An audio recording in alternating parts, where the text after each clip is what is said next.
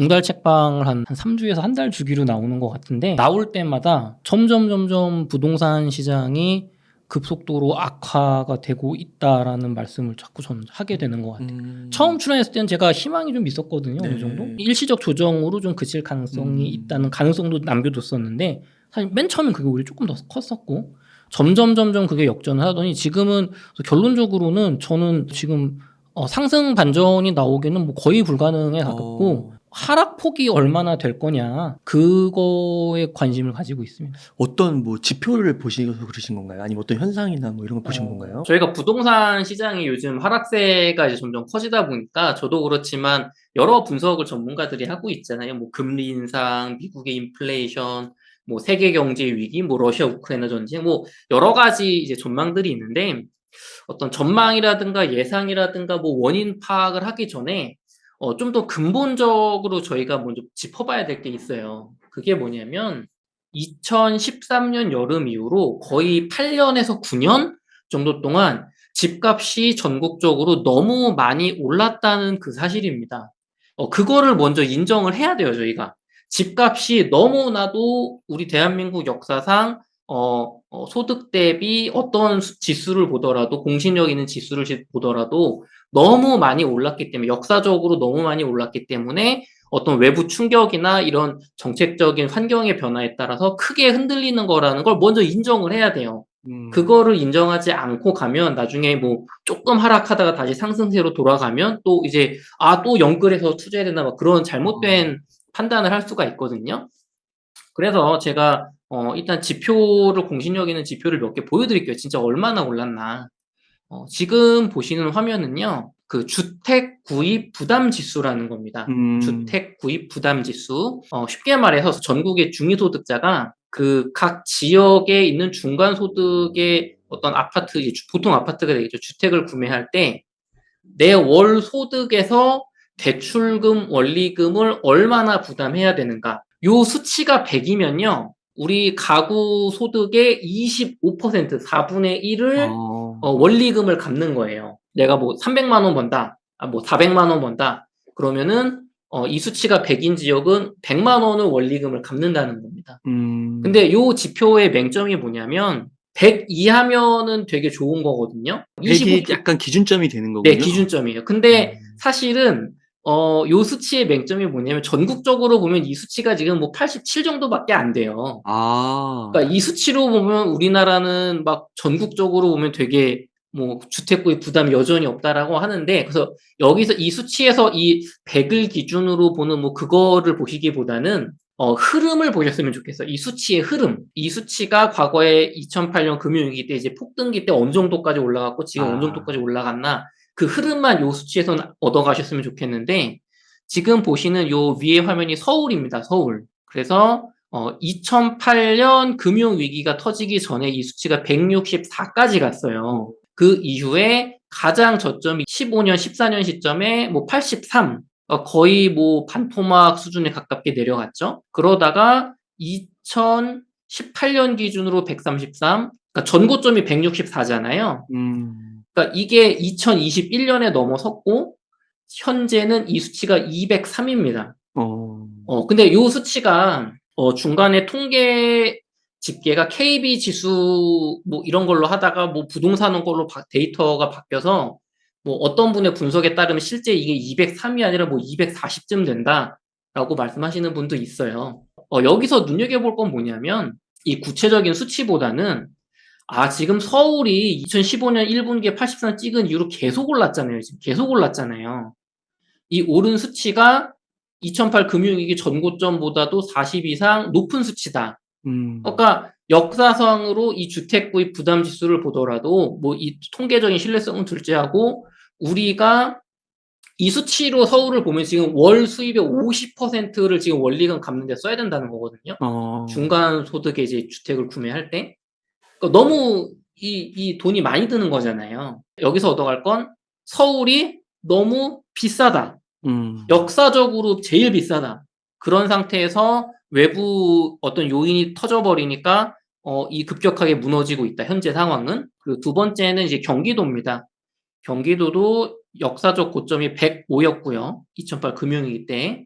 그리고 저점은 58이었어요. 음. 그러니까 이것도 거의 뭐 반토막 난 거죠. 가장 저렴했을 때가. 그리고 지금은 이게 115입니다. 그러니까 2008 금융위기를 또 넘어섰어요. 경기도도 전고점을. 그리고 마지막으로 대구입니다.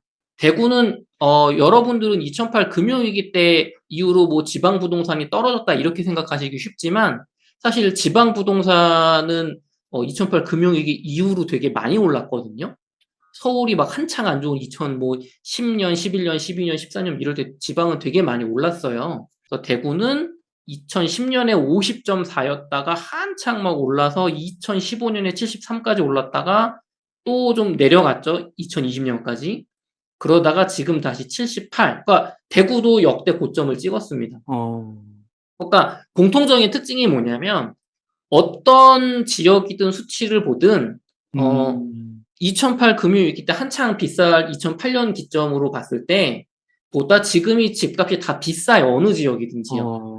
그러니까 이런 외부 금리 이슈에 의해서 크게 흔들리는 겁니다. 그러면 이게 지금 대구는 이미 하락이 좀 전국에서 봤을 때 가장 심하다는 축에 속하는 곳이잖아요. 네네. 그러면 그거는 어떻게 보면은 가격이 비쌌고 거기에 네네. 또 이제 공급 물량 이런 게 좀 이슈가 있어서 네. 하락이 이제 진행된다고 본다면 서울과 경기도 이미 조금 하락이 시작이 됐고 앞으로 이제 대구와 같은 비슷한 현상이 일어날 수도 있다라고도 해석을 해볼 수 있을까요? 가능성이 분명히 있는데요. 서울과 정확히 말하면 수도권 그 중에서도 서울은 대구와는 환경이 다르다. 입주 물량이라는 게 다르다. 그렇지만 집값이 워낙 많이 올라 있었고 외부의 악재는 같고 제일 중요한 건 서울과 수도권도 지금 심리가 완전히 죽어버렸기 때문에 심리 그래도 오를 거야. 공급이 부족하니까 오를 거야. 뭐 규제 완화, 뭐 정부가 바뀌었으니까 규제 완화해서 올려줄 거야. 뭐 일기 신도시 진행될 거야. 이런 심리들은 대구처럼 완전히 꺾여 있는 상황은 지금 맞거든요. 서울의 이 어떤 재건축이 진행되는 상급지 지역 정도가 버티고 있는 거거든요. 그래서 서울과 수도권 큰 폭의 하락이 나올 가능성이 분명히 있다. 그 지표상으로 봤을 때 뭐 대구만큼은 빠르거나 뭐 심하지는 그 같은 기간 대비로 봤을 때는 그렇진 않더라도 이미 좀 비싼 측면이 있기 때문에 조금 더 하락할 여지는 있다라고 보시는 거네요. 네, 분명히 있는데 이제 그 음. 하락폭이 2020년 초 정도의 집값으로 돌아갈 거냐, 어. 혹은 2019년 초 정도의 집값까지 빠질 거냐, 어. 요 정도를 조금 볼 수 있을 것 같아요. 그러면은 그때 PIR 지수로 비교를 하면 2008년도 수치 정도가 되는 건가요? 아, 네. 네, PIR이 아니라 주택 구매 지수. 주택 구매 지수로 보면은 2021년 1분기로 돌아간다면 2008 금융위기 때 전고점하고 같아집니다. 166. 2008 금융위기 때가 서울이 164였잖아요. 그러니까 166 정도. 그러니까 21년 초 집값으로 돌아갔을 때가 2008 금융위기 때 제일 비쌌을 때 집값인 거예요. 그러니까 이것도 싸다고 할 수가 없는 거죠, 전혀. 2020년 1분기로 돌아간다고 하면 132 정도가 됩니다. 이거는 2006년 혹은 음. 2010년 정도 집값이에요. 그러니까 2020년 초 집값도 1분기 집값도 굉장히 뭐 그냥 적정가다, 전고점 비교했을 때 중간 정도다라고 볼 수는 없어요. 약간 더 높은 축에 속해요. 그러니까 2018년, 19년 2분기로 보면 이때가 한 124 정도 나오거든요. 요 정도는 돼야 124면은 뭐 이제 2011년 집값 혹은 뭐 음. 2006년 초 집값 정도 되거든요. 그러니까 이 정도는 돼야 2019년 2분기 정도 집값 정도는 돼야 어. 저희가 이 정도면 그래도 어느 정도 조정이 충분히 좀 이루어졌고 여전히 싸다고는 할 수는 없지만 좀 적정하지 않을까. 그 정도가 될 것 같아요. 저희가 뭐 2018년 정도로 보게 되면 거의 이제 118이니까 굉장히 낮아지는 축에 속하거든요. 이 정도 가격까지 빠지기는 어려울 것 같고 2019년 혹은 2020년 정도의 집값으로 돌아가지 않을까. 이제 크게 하락이 있다면. 근데 이제 이게 계단식으로 이렇게 빠지는 게 아니라 지금처럼 외부 요인에서 너무 이제 속도가 빠르다면 어떤 정부의 정책적인 개입에 의해서 이 속도를 늦추거나 이 지지선을 만들 가능성도 있거든요. 예를 들면은 뭐 어떤 규제를 푼다거나 제 전망은 그건 거예요. 하락이 계속 이렇게 이어진다는 걸 확신을 할 수는 없는 거예요. 하지만 가능성은 분명히 있다. 왜냐하면 근본적으로 집값이 너무 비싸기 때문에. 네. 단기적으로는 그렇다고. 그럼 장기적으로 보면 어떨까? 장기적으로는 서울과 수도권의 공급이 23년 이후부터는 분명히 부족하기 때문에 장기적으로는 저는 하락폭이 얼마가 나오든 다시 상승세로 돌아갈 거라고 봅니다. 근데 이제 단기 하락이 어느 정도 폭이 될 거냐를 여쭤보시면 폭락으로 갈 수도 있다. 하락 후 반등할 수도 있다. 하지만 지금 어쨌든 지금은 당장 뭐 상승해서 뭐 올라간다. 이거는 기대하기 어렵다고 봅니다. 그 덕현님께서 이렇게 그래프로 딱 통계 자료를 보여주시니까, 그러니까 뭐 미래에 뭐 120까지도 110까지는 뭐 이렇게 떨어지는 거 이거를 맞출 수는 없지만 네네. 뭔가 이렇게 되게 명확하게 한번 사고를 할 수 있게 되는 것 같아요. 네. 그래서 지금 저희가 주택 구입 부담 지수를 봤으니까요. 조금 더 통계상으로 와닿는 거, 조금 더 의미가 있는 건 사실 PIR 지수거든요. 어떤 그 지역의 중간 소득 가구가 중간 가격의 주택을 구매할 때 얼마나 그 부담이 되는가.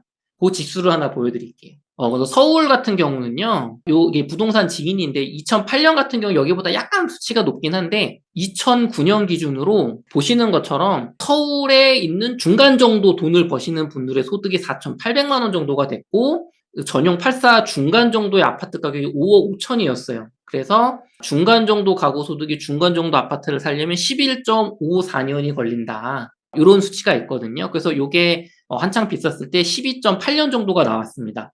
그래서 우리는 그냥 그 PIR 수치 그 몇 년 걸리냐만 일단 보시면 될 것 같아요. 복잡하니까.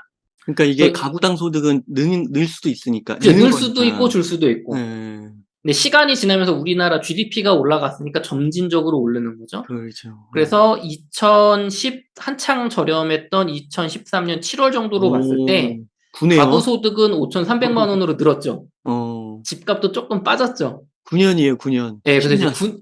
이제 9.9년, 거의 한 10년 정도로 줄었는데, 요게 이때 이후로 집값이 조금씩 이제 오르면서 2013년부터 쭉 올랐다고 했잖아요, 지금까지. 그래서 10년, 11년, 12년 이렇게 늘다가 이제 13년, 2018년 기준으로 16년. 와. 그러니까 전고점이 저희가 뭐 이제 2008년 기준으로 하면 14년 정도 될 거예요, 제 기억에. 그럼 14년이 전고점이었는데 2017년 문재인 정부 임기 시작했을 때, 그러니까 박근혜 정부 때부터 사실 우리 집값이 오르기 시작했거든요. 그래서 2017년 문재인 정부 초 때 사실은 2008 금융위기 때 전고점을 넘어선 겁니다. 그 이후로 17년 뭐 계속 올라서 2021년 6월 기준으로 24년까지 올라갔어요. 와. 그러니까 소득도 조금씩 올랐잖아요. 근데 집값이 너무 많이 오른 거예요, 진짜로. 왜냐하면 전에 우리 한창 2014년 시점에 9년이었잖아요, 9년. 그리고 2008년 제일 비쌀 때 14년이었잖아요. 근데 24년이잖아요. 너무 비싼 거죠. 그래서 이게 뭐 떨어졌다고는 하지만 지금 23.59년. 사실 얼마 떨어진 것도 아니죠. 그래서 이 집값이 PIR 수치라는 게 1990년도 서울 기준으로 9.3년 정도가 나왔습니다. 물론 이게 그때는 대출이라는 게 거의 적었고 지금은 대출을 많이 써서 이 미래소득을 끌어와서 이 집값을 받쳐주는 게 있기 때문에 그때보다는 PIR 수치가 높아지는 게 맞다라고 말씀하시는 것도 있고 일부 저도 수긍하는 부분이 있지만 그럼에도 불구하고 지금 뭐 23년, 24년은 저는 너무 높다고 보는 거예요.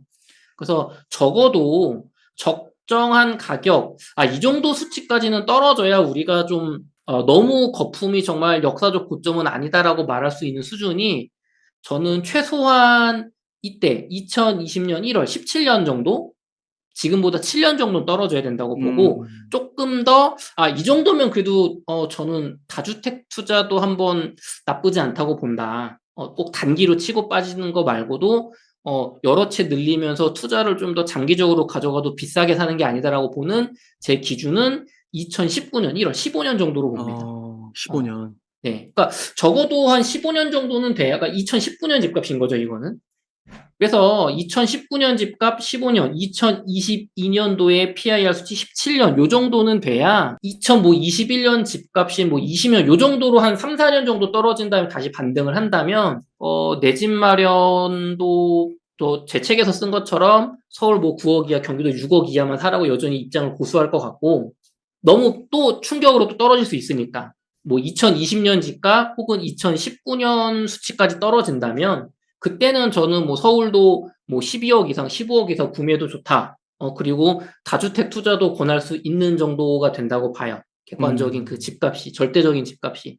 근데 중요한 거는 이제 이 정도까지 이제 떨어질 수 있느냐, 떨어질 거냐인데, 대구와 다른 점은 이 수치가, 우리가 이 외부 충격에 의해서 떨어지더라도 가장 어쨌든 부동산의 가장 핵심은 수요와 공급이란 말이에요. 어떤 이런 외부 금리, 어떤 정책 이런 거는 시간이 1년이든 2년이든 3년이든 시간의 문제지 수요 공급에 따라 가격이 올라갑니다. 우리가 예전에 코로나 때 500원 하던 마스크 가격이 한 장에 뭐 10,000원까지 갔단 말이에요. 이게 절대적인 가격, 이 PIR 수치 같은 걸로 보면 말이 안 되는 거죠. 그쵸? 근데 필수적인 재화인데 공급량이 절대적으로 부족하고 뭐 매점 매석 이런 것까지 겹치니까 그렇게 올라가는 거거든요. 그러니까 분명히 거품이 있다고 하더라도 이 수요 공급에서 공급이 부족해져 버리면 그렇게 올라갈 수 있기 때문에 그렇기 때문에 집값이 이 PIR 수치가 너무 역사적으로 비싸기 때문에 무조건 떨어질 일만 남았습니다라고 말할 수 없는 거예요. 하지만 이제 대구를 제가 보여드릴게요. 대구는 서울과는 다릅니다. 그 주택 구매 부담 지수랑 PIR로 좀 봤을 때는 네네. 한 2019년 뭐 1분기, 2분기 요 정도까지 가격이 온다면 네네. 서울 수도권에서는 이건 좀 사볼 만하다. 저는 음. 2020년 1분기 집값값이 떨어지더라도 1주택 내 집 마련으로 서울 9억 이하, 뭐 음. 경기도권은 6억 이하로 구매하시기 괜찮다. 내 집 마련으로. 근데 막 영끌 해가지고 막 더 비싼 걸 산다거나 다주택 투자하는 건 조금 망설여지고요. 2019년 1분기 집값으로 내려간다면 가격에 상관없이 영끌해서라도 내 집 마련 최대한 좋은 입지하는 거 어. 추천드리고 음. 다주택 투자 적극적으로 할 수 있다고 봅니다. 근데 이제 지금은 2021년 집값 정도로 살짝 떨어지고 상승하게 되면 제일 저는 그때 고민이 될 것 같아요. 음. 그때 내 집 마련하는 게 옳은가? 그건 그때 가봐야 알겠지만 무리한 투자는 또 지금처럼 이렇게 정책적인 거나 외부 변수에 의해서 떨어질 그러니까 이 되게 취약한 상태로 남는 거죠. 그렇게 되면. 그래서 제가 대구를 보여드릴게요. 대구 같은 경우는 먼저 보시면 PIR 수치가 2009년에 바닥을 기고 있죠. 3년. 서울과 달라요. 지방시장은 이 수도권하고 다르게 움직였기 때문에 뭐 2009년부터 조금씩 오른다고 하지만 재미없었습니다. 2013년에 뭐 4년. 그러다가 서울 수도권이 한창 안 좋은 그 시기 때부터 그러니까 2008 금융위기 이후로 지방은 계속 오르죠. 그래서 2015년 기점으로 서울이 가장 저렴했을 때 기준으로 대구는 5.8년을 찍습니다. 그러니까 2009년으로 비교했을 때 대구는 2015년 기준으로 2배가 오른 거예요. PIR 수치가 집값이. 그래서 이렇게 가다가 이제 너무 많이 올랐잖아요. 대구도. 그래서 좀 지지부진하게 가다가 조정을 한번 받죠. 2019년 이후로. 그래서 뭐 떨어졌다고 하지만 뭐 5.3년. 그러니까 뭐 5.8년에서 뭐 5.2년이니까 그렇게 조정을 받은 건 아니죠. 그러다가 2020년 이후로 폭등합니다. 이건 이제 코로나 이슈, 임대차 3법 이슈, 그리고 이때는 입주 물량이 아직은 물량 구간이 시작되는 구간이라서 이 누적된 게 없었거든요. 그래서 대구의 가격도 7.35년까지 또 올라가요. 정고점 돌파해서. 그랬다가 이제 본격적인 앞으로 3, 4년 동안 3년 정도의 과대한 입주 물량, 그 다음에 너무 올라버린 가격, 그 다음에 이 외부 어떤 금리 이슈까지 겹쳐지면서 대구는 21년부터 하락을 해서 지금 6.21년까지 내려갔거든요. 그럼에도 불구하고 전고점 2015년 기준 5.8년보다 여전히 높죠. 그리고 최저점이 2009년 3년에 비하면 여전히 2배가 되죠. 그래서 저도 대구 같은 경우도 적어도 저는 뭐 한 요 2014년 정도의 이 PIR 지수인 5년 정도, 그러니까 지금보다 적어도 한 1.2년 정도는 더 떨어져야 된다고 보고, 가능하면 이 수치가 한 4년 정도까지, 2012년 정도 집값?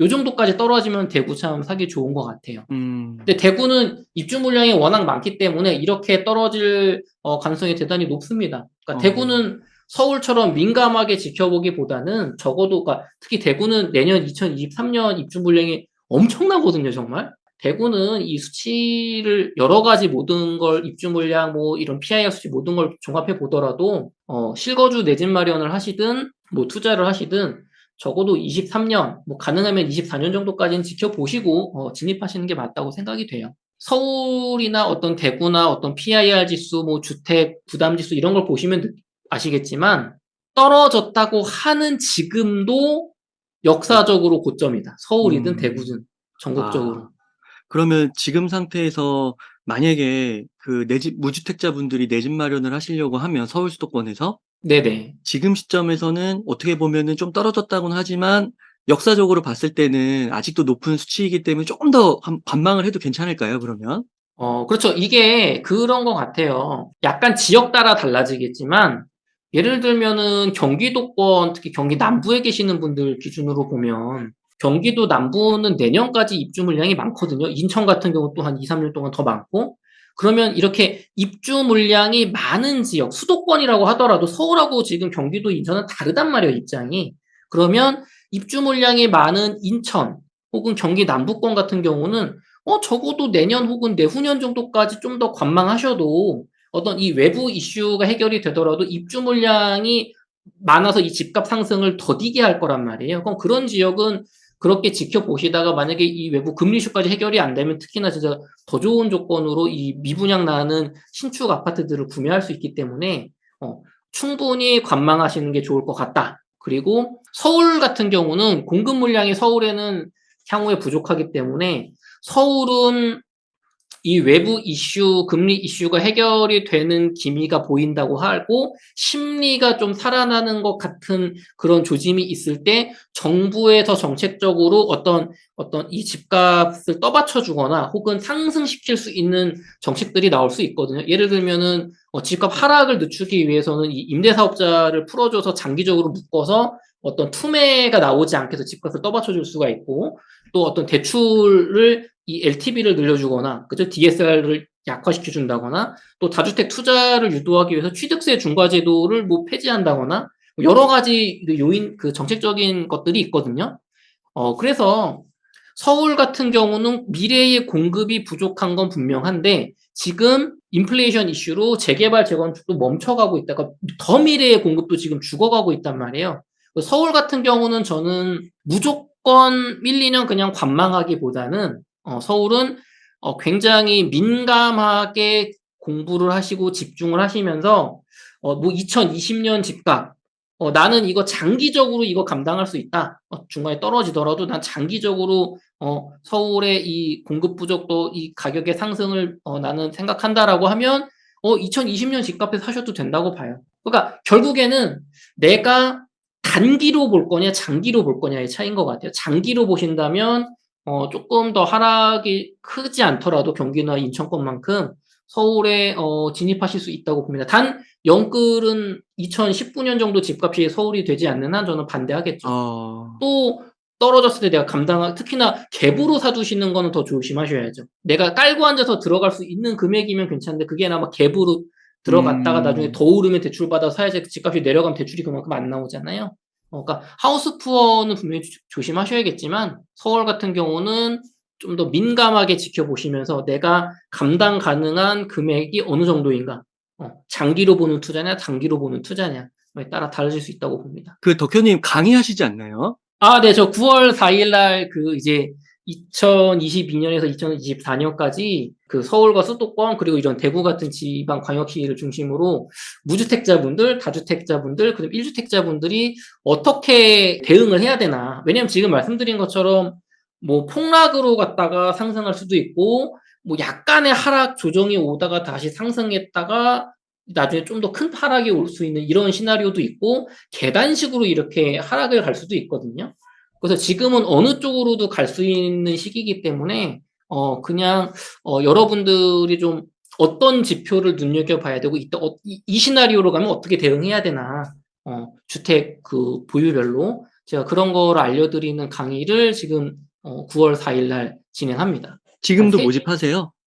지금 한 30분 넘게 신청해 주셨는데 자리가 아직 여유가 있어요. 가격도 한 15,000원 정도로 굉장히 저렴하게 제 북콘서트 겸 해서 한 3시간, 한 4시간 정도 강의 꽉꽉 채워서 정말 요 내용만 가지고 한번 하려고 하니까 관심 있으신 분들은 저희 남덕현의 청년인생공략서 오시면 그 신청 링크가 있습니다. 그 링크 댓글에도 고정하도록 하겠습니다. 아, 네네네네. 그거 들어보시면 이제 그러니까 이런 뭐 PIR 수치, 뭐 주택 이런 어떤 보조적인 수치도 있지만 제가 사실 더 보여드리고 싶은 수치들이 더 있거든요. 그래서 그런 것들 공부하시면 성공적인 어떤 내 집 마련 투자하시는 데 도움 될 거라고 생각이 듭니다. 보시면 임해동도 13년 막 이렇게 나왔잖아요. 2009년에. 2008년에는 이 한 14, 15 됐을 거예요. 서울하고 비슷하게. 그러다가 한창 쌌던 2013년 뭐 9.8년. 그러다가 올라서 17, 와, 18년에 17년. 지금 여기도 25년. 여기 더 올랐다. 25년. 와, 엄청나네요, 진짜. 예. 그 지금 떨어진 게 2024년이에요. 지금 수치가. 와, 진짜 엄청나구나. 진짜 많이 오른 거예요. 지금 집값이. 그거를 인정을 해야 되는데 이제 그거 인정 안 하고 자꾸 막 외부 요인만 찾으면은 뭐 더 올라갈 수도 있죠. 우리 탐욕에 의한 상승도 있단 말이에요. 저도 올해 24년까지 한 번은 더 크게 오를 거라고 봤던 게 뭐 전세가율 같은 거 지표 보면 서울이나 서울이 보통 전세가율 40%에서 하락을 맞거든요. 근데 그 수치가 50에서 55 정도 나왔단 말이에요. 올해 초에. 그러니까 한 번은 더 상승하겠다고 봤는데 이 외부 요건이 너무 안 좋아지면서 이제 무너진 거죠. 그래서 이렇게 분당도 저는 뭐 20년 집값으로 돌아가야 16년. 그것도 전고점 2008년보다 높은 수치입니다. 와, 21년 정도 돼야 뭐 한 14.8년. 19년. 네, 19년. 어, 그러니까 저는 19년 정도면 이 PIR 수치 15 정도 되면 지금 어떤 대출가 좀 더 이 주택이 금융화가 많이 돼서 대출이 많이 들어왔기 때문에 새로운 그냥 표준적 가격 비싼 건 아니다의 기준이 저는 한 15년 정도 될 거라고 봐요. 좀 보수적으로 보는 분들은 아니야 예전에 2008 금융위기 전고점보다 무조건 낮아야 돼. 이 PIR 수치가 저는 어느 정도 올라간다고 봅니다. 그래서 저는 기준을 이게 제 100% 확신은 없지만 한 15년 정도까지 가면 적정 가격 아닌가. 그때는 다주택 투자도 충분히 권할 수 있지 않을까.